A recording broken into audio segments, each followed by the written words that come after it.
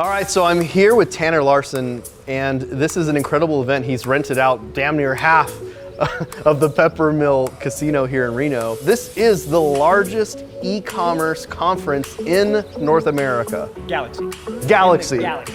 Okay. But I caught him in the hallway, and I was overhearing him share a story that I thought was so incredible. And I thought, man, this would be so incredible to hear about the impact that you're making. Share that story.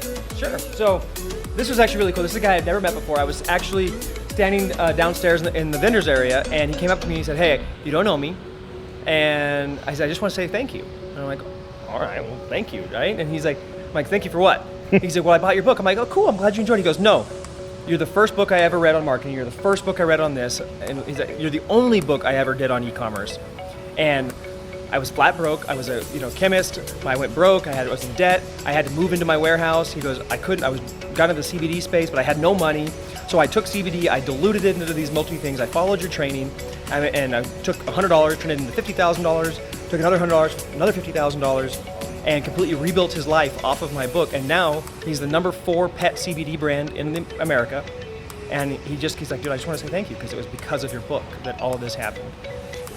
And he employs like 45 people. And hold on a second, because I just want to make sure these numbers are right. Yeah. $100. Yeah, it blew my. I had him correct me too, because I'm like, so it was like he bought a certain milligram bottle of pure CBD oil and diluted it into pet products to make more because he couldn't afford to give full dosage stuff, and then he sold it and made $50,000, and then did the same thing again, another $50,000. And he just kind of kept, basically bootstrapping himself out of debt, out of his warehouse, out of everything else. I'm kind of whip out my calculator. Like the number is too big for me to figure out. He's showing me all this stuff. Like he's showing me all the posts, all the things, and his company, and basically it was just really cool because he's like, "Hey, it's because of your book," and I've never had anybody do that. That's over a 2,000%.